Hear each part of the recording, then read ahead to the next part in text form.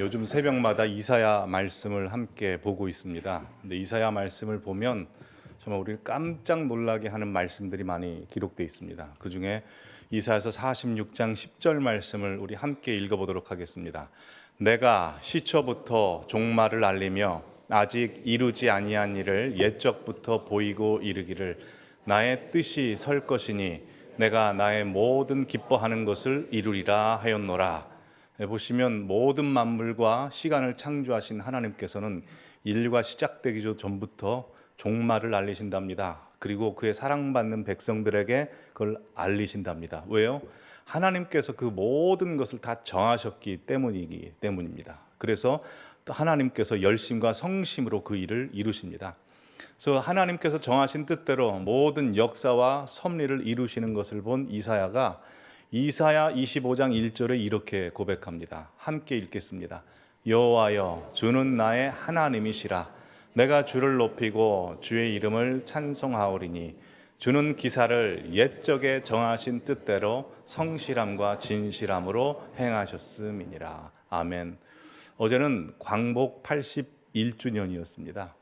이사야서 46장 10절 말씀과 이사야서 25장 1절 말씀을 근거로 우리나라 역사를 한번 생각해 보면 하나님께서는 이 나라 역사를 태초 전부터 정하셔서 특별히 마지막 시대에 우리나라를 사용하시려고 감추어 두셨다가 지금 이 시대에 밝히 드러내시는 역사라고 생각할 수 있습니다.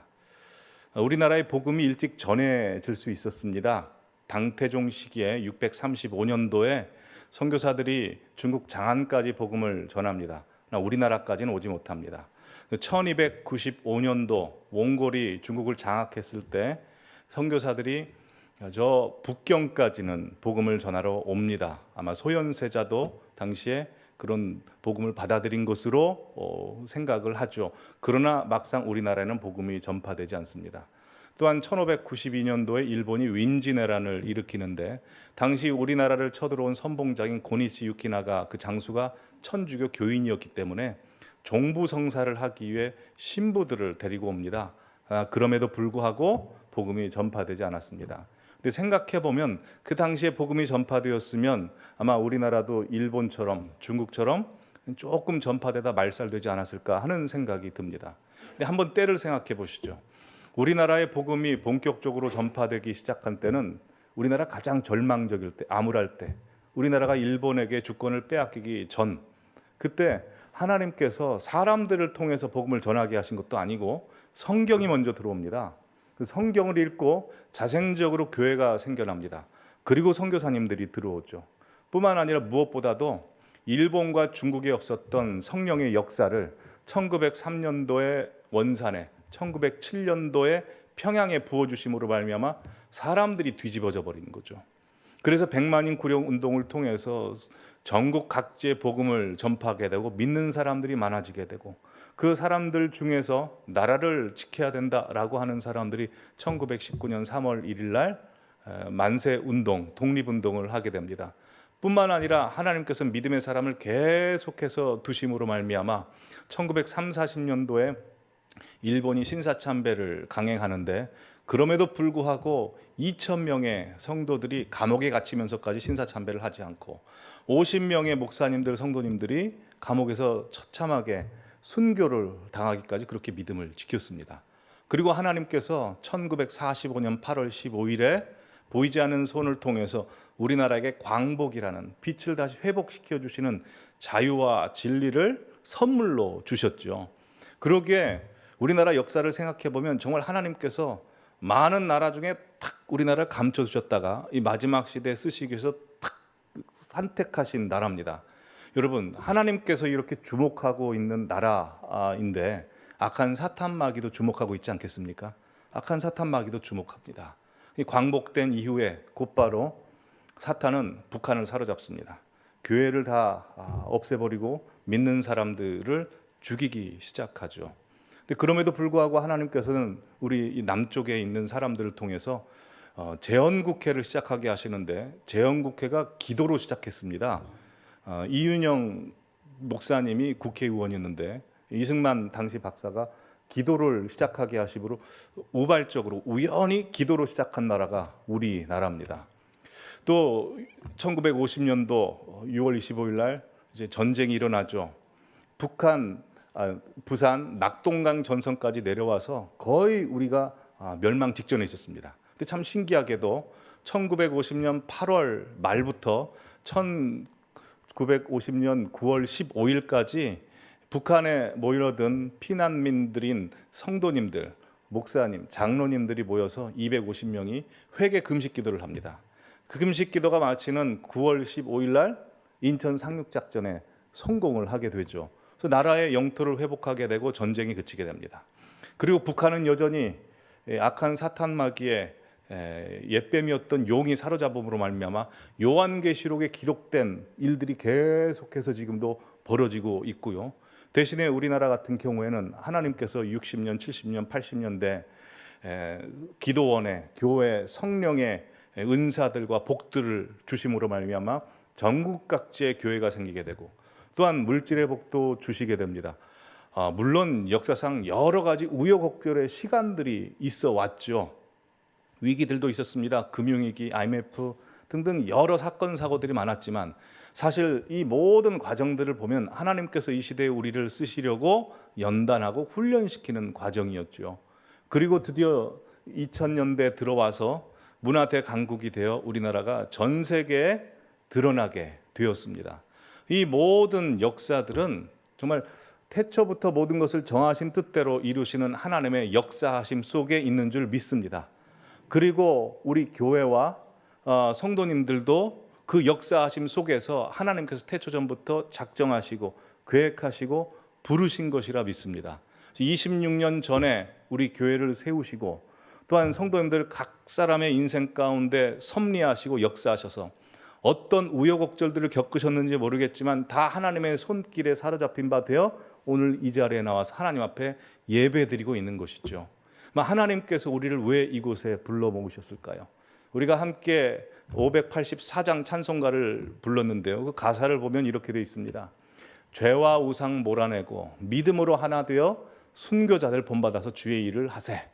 이 나라를 살리신 뜻 세계 만민 위함일세. 기쁜 소식 전파하라. 지상명령 준행하세입니다. 여러분, 우리 교회가 세워진 이 위치는 우리나라에서 가장 돈이 많이 몰리고 지식인들이 많이 몰리고 어찌 보면 우상 숭배가 많이 몰리는 곳이라고 할 수 있습니다. 그 터전 가운데 하나님 우리 교회를 세우시고 성도님들 한 분 한 분을 부르신 것은 우상을 몰아내고 또한 주의 기쁘신 뜻을 선포하라는 하나님의 놀라운 섭리와 뜻이 있으셨기 때문에 이 시대에 우리를 부르신 줄 믿습니다. 그러기에 우리 성도님들께서는 특별히 나라를 위해서 기도하고 또한 하나님께서 맡겨주신 사명을 잘 감당하셔야 됩니다. 이 시대에 다니엘과 새 친구들처럼 여러 가지 새 속에 물결이 들어온다 할지라도 새 속에 물결 속에 산다 할지라도 단단한 배에는 물결이 속 안으로 들어올 수 없듯이 그렇게 믿음을 지켜내고 주님의 구원의 방주로서의 역할을 잘 감당하시기를 바랍니다. 그러기 위해서 성도님들 각자 잘 지키셔야 되는 것이 있습니다. 그것이 바로 속사람입니다. 그래서 오늘은 날로 새로워지고 강해지는 속사람이란 제목으로 하나님의 말씀을 나누도록 하겠습니다.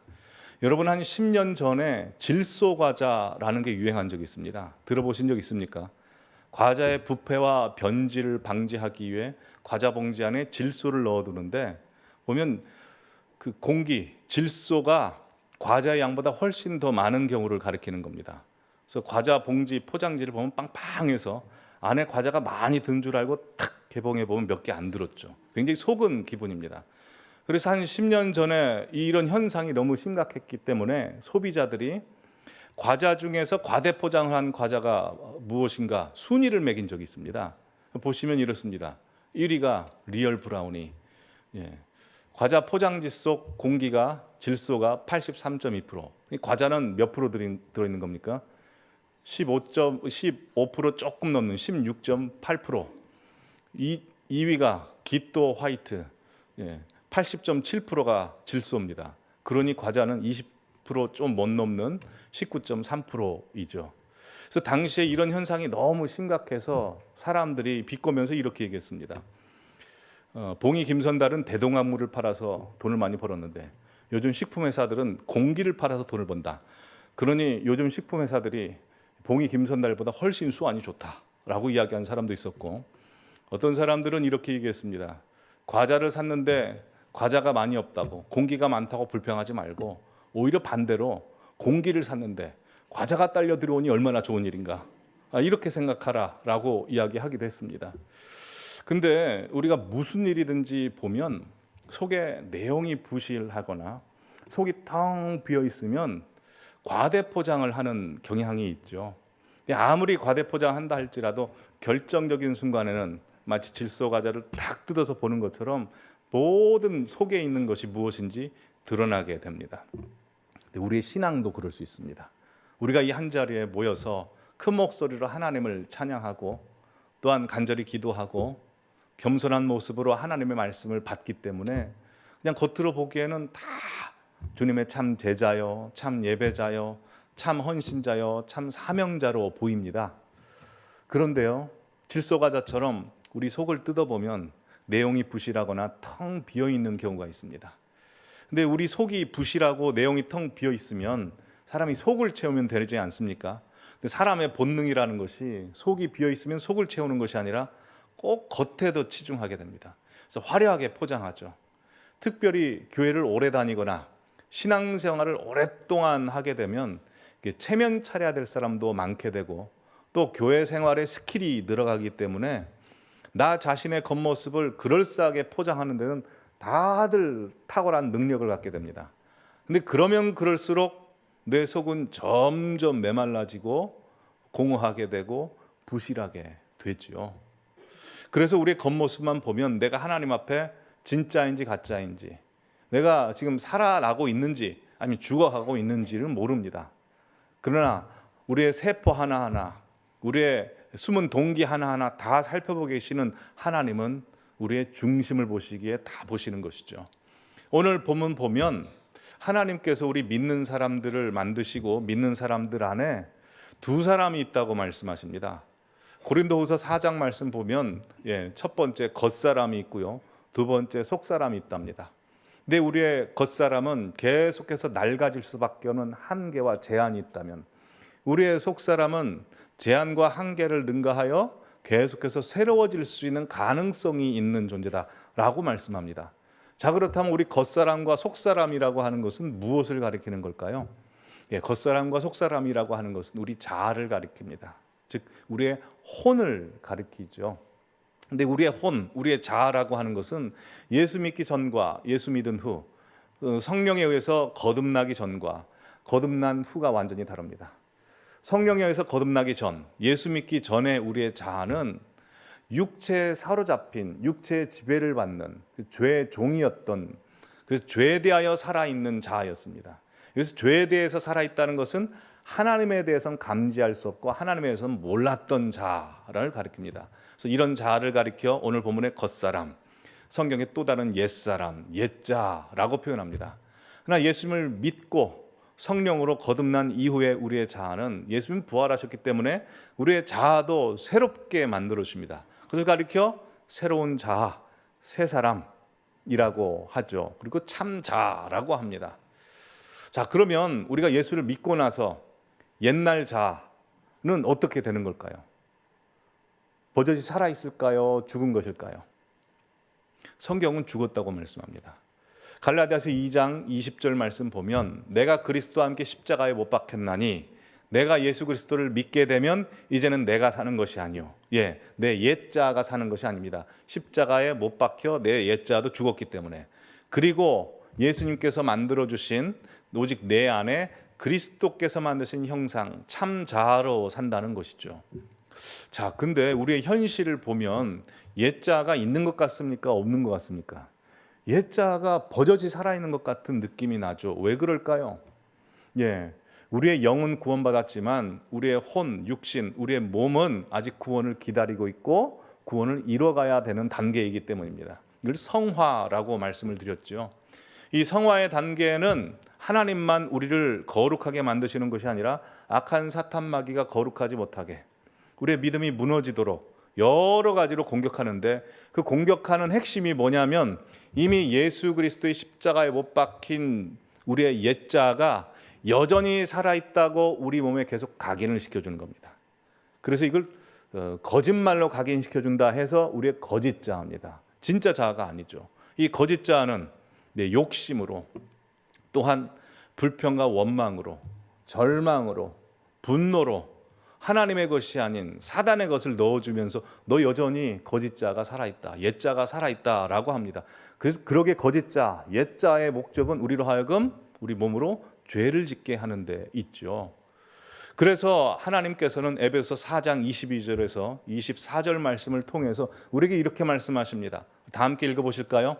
너희는 유혹의 욕심을 따라 썩어져가는 구습을 따르는 옛사람을 벗어버리고 오직 너희의 심령이 새롭게 되어 하나님을 따라 의와 진리의 거룩함으로 지으심을 받은 새 사람을 입으라. 옛사람은 이미 죽었습니다. 거기에 휘둘리지 말라는 겁니다.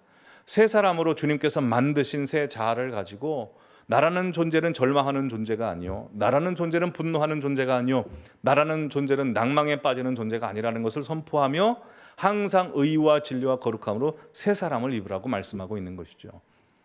근데 이렇게 살기 쉽습니까? 되게 어렵습니다. 왜냐하면 사탄이 너무나 만만치 않습니다. 우리가 한 번 이겼어도요, 사탄은 우리보다 인내심이 더합니다. 끈질기게 우리를 붙잡고 너 아직 옛자 살아있다 라고 우리의 속사람을 공격하기 때문에 굉장히 힘듭니다. 그래서 사도 바울도 이런 고백을 했습니다. 오호라, 나는 곤고한 사람이로다. 이 사망의 몸에서 누가 나를 해방시켜 주랴. 사도 바울도 너무나 고통스러운 그 치열한 싸움을 싸웠습니다. 여러분, 그러기에 우리는 우리의 속사람을 강건히 해야 됩니다. 왜냐하면 속사람을 강건히 하면 악한 사탄 마귀가 어떤 공격을 해도 그걸 다 이길 수 있습니다. 그러나 우리의 속사람이 연약해져 있으면 지난 시간 살펴보신 아브라함의 조카 롯처럼 세상이 끌어가는 대로 끌려가게 되는 것입니다.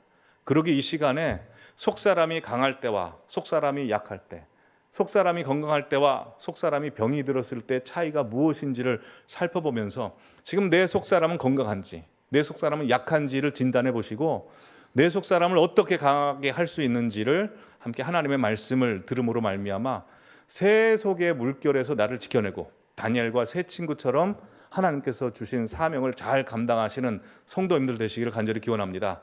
자, 첫 번째로 우리의 속사람이 약할 때, 강할 때 나타나는 특징은, 약할 때는 보이는 것에 신경을 씁니다. 여기서 보이는 것은 겉모습, 다른 사람 시선입니다. 또한 보이는 세상의 것이 집착하죠.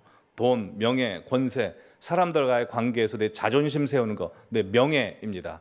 그러나 내 속사람이 강하게 되면 보이지 않는 하나님의 나라, 하나님의 약속을 바라보게 되는 것이죠. 자, 고린도후서 4장 18절 우리 다 함께 읽겠습니다. 우리가 주목하는 것은 보이는 것이 아니요 보이지 않는 것이니 보이는 것은 잠깐이요 보이지 않는 것은 영원함이라. 여기서 우리는 속사람이 강한 사도 바울과 그의 제자들입니다. 속사람이 강하기 때문에 보이는 것을 주목하지 않습니다. 왜냐하면 보이는 것은 잠깐이고 다 사라진다는 것을 알기 때문에. 그러나 보이지 않는 것은 영원하다는 걸 알기 때문에 그걸 바라보게 되는 것이죠. 여러분, 우리 육체 몸도 보십시오. 연약해지면 시력이 안 좋아집니다. 그리고 판단력이 사라지게 되죠. 그러나 반대로 우리 육신이 건강하게 되면 시력이 좋습니다. 그리고 판단력이 좋습니다. 또 참 신기한 것은 우리 육신이 건강하면 건강할수록 내 몸에 좋은 것을 섭취합니다. 근데 육신에 이상이 생기고 좀 안 좋아지잖아요. 자꾸 군것질을 하려고 하고 인스턴트 식품을 사 먹으려고 하죠. 영적인 것도 똑같습니다. 성령으로 충만하고 속사람이 아주 강건하게 되면 항상 무엇을 바라봐도 분별이 됩니다. 이거 내가 거리를 둬야 되는 것, 내가 잡아야 되는 것, 나를 살리게 하는 것이 무엇인지를 알고 그걸 잡게 되죠. 그러나 속사람이 연약하게 되면 자꾸 속이 연약하기 때문에 아까 말씀했다시피 어디에 신경을 씁니까? 포장지에 신경을 쓰게 됩니다. 돈, 명예, 권세, 내가 높아지는 것, 내 뜻이 관철되는 것, 고집을 이루는 것.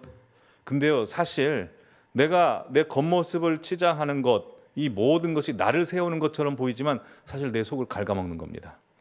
여러분 혹시 흰개미 아십니까? 이 보통 아열대 지역이나 열대 지역에 서식하는데요.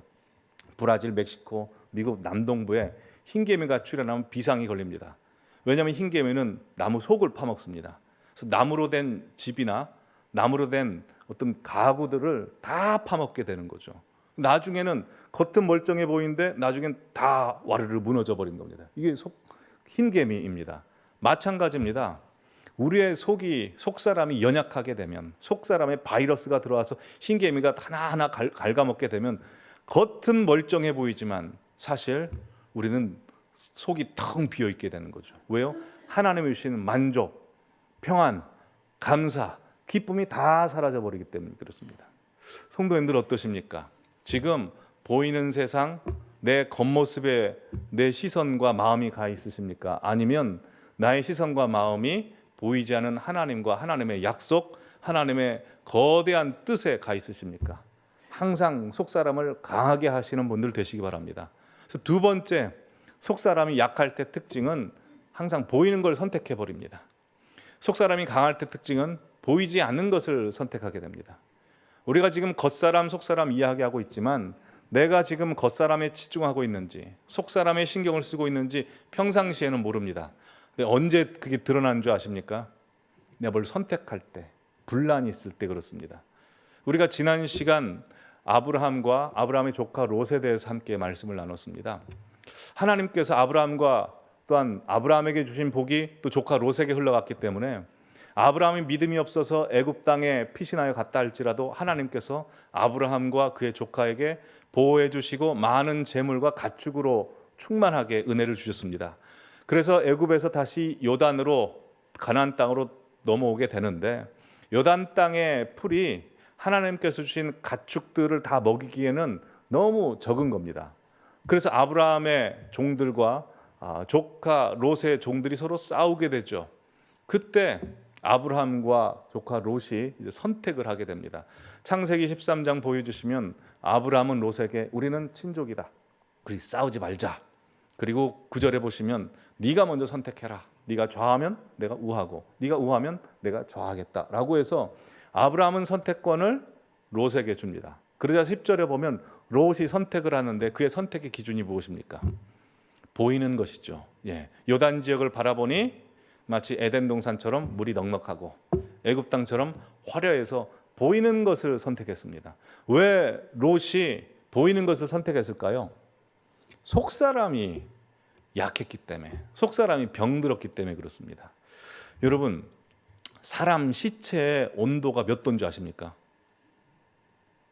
사람 시체 온도는 그냥 지금 공기 온도랍니다. 온도가 똑같답니다. 공기가 10도면 사람 시체도 10도고 공기가 30도면 사람 시체도 30도랍니다. 똑같이 갑니다. 죽어버리면, 병들면 그렇게 됩니다. 그러나 살아있는 사람의 온도는 몇 도입니까? 36.5도 이상 되는 것 아니겠습니까? 마찬가지입니다. 오늘 본문에 아브라함은 선택을 안 한 것처럼 보여지지만 사실 아브라함이요 조카 롯보다 먼저 선택했습니다. 아브라함이 선택한 게 무엇입니까? 보이지 않는 하나님을 먼저 선택해 버렸죠. 왜요?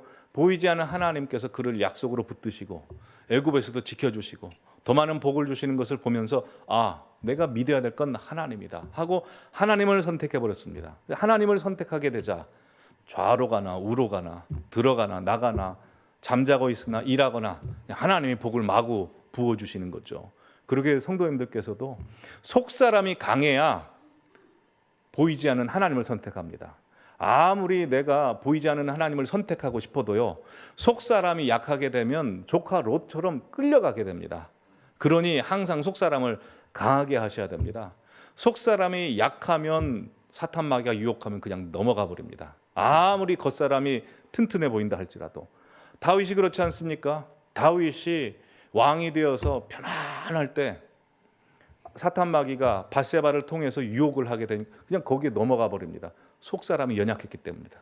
겉사람은 강했어도 속사람이 연약했기 때문에. 그러나 예수님은 40일 동안 금식하셨죠. 겉사람은 후패되었습니다. 그러나 악한 사탄 마귀가 왔을 때 시험했을 때 예수님은 물리치십니다. 왜요? 속사람이 강건하시기 때문에 그렇습니다. 그러기에 속사람이 강하면 유혹을 물리칩니다. 뿐만 아닙니다. 우리 속사람이 강하면 순종할 수 있는 능력이 생깁니다. 반대로 속사람이 연약하게 되면 순종하고 싶어도 순종 못하는 겁니다. 요나가 그랬죠. 속사람이 너무 연약했습니다. 자기 거짓자가 강했습니다. 그래서 하나님께서 니느웨로 가라고 해도 안 가죠.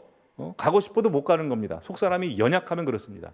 나 속사람이 강하면 사도 바울처럼 내가 아시아로 복음을 전하고 싶었지만 하나님이 딱 막으시고 유럽으로 틀어버렸을 때 그렇게 순종할 수 있게 되는 것이죠. 속사람이 항상 강해지셔야 됩니다. 세 번째로, 그래서 결국 속사람이 약할 때 나타나는 특징은 낙심, 불안, 불평, 허무입니다. 그러나 속사람이 강할 때는 결국 기쁨과 감사, 담대함과 만족이 생깁니다. 고린도후서 4장 16절 다시 보시면 우리가 낙심하지 아니한답니다. 왜요? 속사람이 강하기 때문에. 비록 겉사람은 낡아지나 속사람은 새로워지기 때문에 라고 되어 있습니다. 여러분, 우리 겉은, 또한 우리가 사는 이 보이는 세상은 상황과 환경에 영향을 받습니다. 그래서 날로 후패되어지고 날로 사라지게 됩니다. 아무리 내가 지금 건강한다 할지라도 세월이 흘러감에 대해서 연약한 병이 찾아올 수도 있고요. 사고를 당해서 건강이 완전 와르르 무너질 수 있습니다. 한순간에 그렇죠. 내가 지금 권세가 있다 하더라도 한순간에 나락으로 떨어질 수 있습니다. 또한 내게 재물이 있다 하더라도 어떤 사건으로 인해서 빈털터리가 될 수도 있고, 내게 주변에 사람들이 많이 본다 할지라도 어느 한순간에 사람들 다 사라질 수 있습니다. 내 겉사람은 항상 이렇게 변화무쌍합니다. 그러기에 만약 내 속사람이 약해지면 언제나 보이는 것, 내 겉사람에 치중하기 때문에 내 겉모습, 보이는 세상에 따라서 내 마음도 왔다 갔다 합니다. 근데 성경이 분명히 이렇게 말씀합니다. 다윗이 시편 39편에 사람이 진실로 온전히 서 있는 그때라도 허사로다 라고 말씀했습니다. 즉 우리의 겉모습, 보이는 것은 다 후패되고 사라져 버립니다. 그러니 내 겉모습에 치중하고 속사람이 연약하게 되면 결국 낭망이죠. 세상에 끌려가게 됩니다. 그러나 내가 속사람이 강하게 되면 보이지 않는 것에, 하나님의 것에 집중하고 그것을 사모하게 되다 보니 내 겉사람이 후패해도, 또한 보이는 세상이 절망적으로 변한다 할지라도 하나님께 영향을 받기 때문에 내 안에서 기쁨과 감사가 터져 나옵니다. 이 고령화 사회로 가면서 성도님들의 나이가 이제 고령이 되신 분들이 참 많습니다. 상담을 해보면 이런 말씀 참 많이 하십니다. 내가 옛날 젊었을 때 참 기쁘고 힘있게 신앙생활했다고, 성령 충만 받고 은사도 받고 너무나 행복하게 신앙생활했는데 나이가 들다 보니까 이 육신도 연약해지고 주변의 사람들도 떠나가게 되고 하니 자꾸 우울해지고 위축이 된다는 겁니다. 혹시 그러십니까? 우리 그럴 수밖에 없습니다. 왜냐하면 우리는 육신을 입고 있기 때문에 육신의 영향을 받을 수밖에 없죠. 근데 한번 하나님 입장에서 한번 생각해 보시죠. 사람이 아기로 태어나서 청년으로 성장하여 성인기를 거쳐서 이제 노년기에 몸이 쇠락해지는 것은 하나님이 정하신 것 아니겠습니까? 하나님이 왜 그렇게 정하셨을까요? 여러분, 사람이 육신이 연약해지면 연약해질수록 이 보이는 세상, 내가 가지고 있던 권력, 돈, 이거 아무것도 아니구나. 하나님 붙잡아야겠구나. 이게 우리에게 확 들어오지 않습니까? 누구보다도 나이가 드시면 드실수록 그런 마음이 현실화됩니다. 하나님을 붙잡을 수밖에 없죠. 그렇게 해서 하나님을 붙잡게 되면 어떻게 됩니까? 우리 속사람이 강해지죠. 주님 만날 날이 가까울수록 하나님께서는 우리의 연약한 환경과 후패되어가는 겉사람을 통해서 계속 부르시는 겁니다. 뿐만 아닙니다. 성도님들 중에서 하나님 앞에 나오기까지 여러 가지 어려움과 고통과 육신적인 겉모습에 쇠락해져가는, 망해져가는 현실을 경험하시고 하나님 앞에 이 자리에 나오신 분들 많으실 겁니다. 그게 다 하나님께서 우리의 속사람을 강하게 하시려고 성도님들의 삶을 붙잡으셔서 인도하시는 것입니다.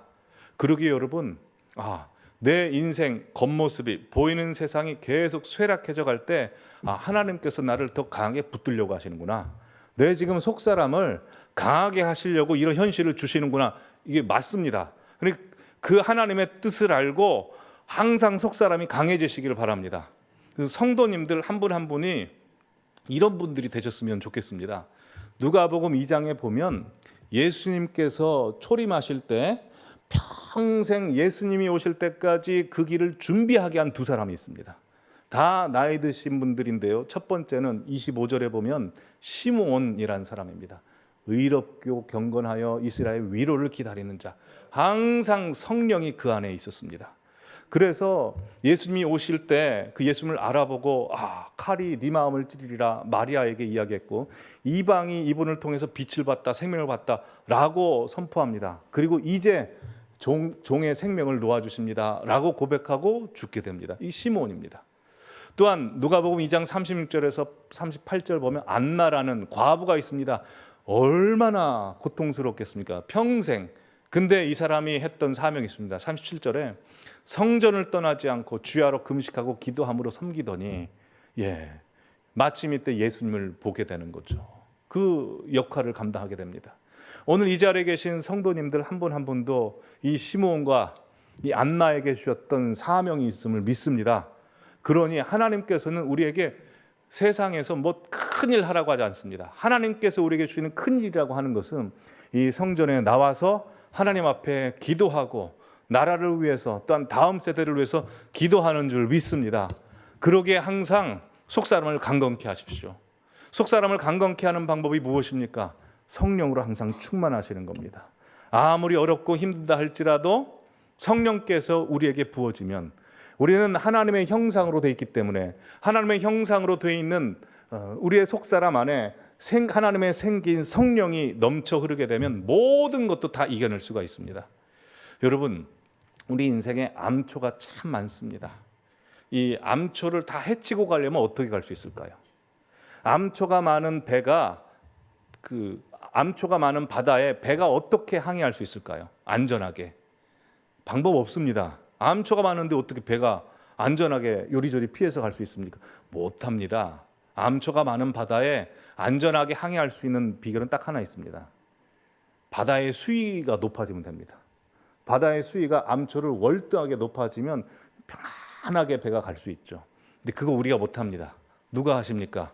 성령님께서, 하나님께서 부어주시면 인생에 어떤 암초가 다가와도 기쁨으로 살 줄 믿습니다. 그래서 성령에 항상 감동된 자들은 순교당하는 순간에도 하나님께 기뻐하며 찬양합니다. 사람들이 핍박해도 성령 충만한 사람 그걸 이겨내게 됩니다. 그래서 사도들도 복음을 전하다가 내가 너희들 이야기를 듣는 것보다 하나님 말씀을 듣는 것이 옳다.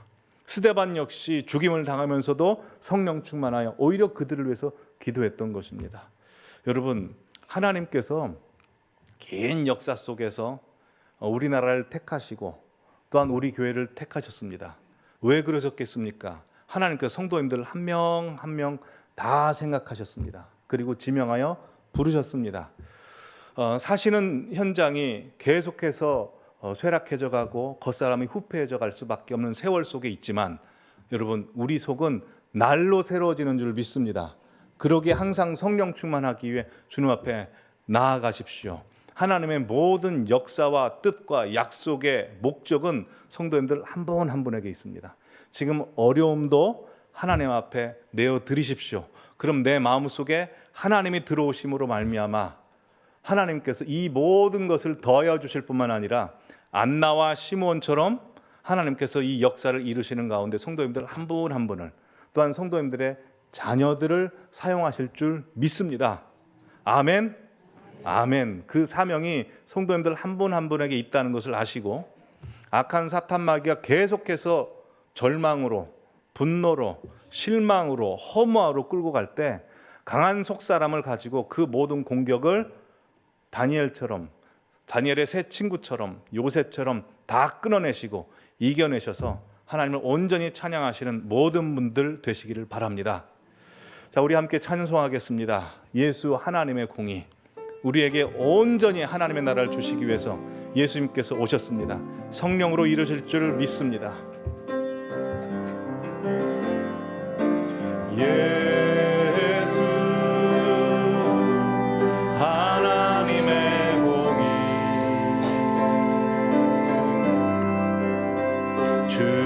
독생자 그의 나라 임하시네.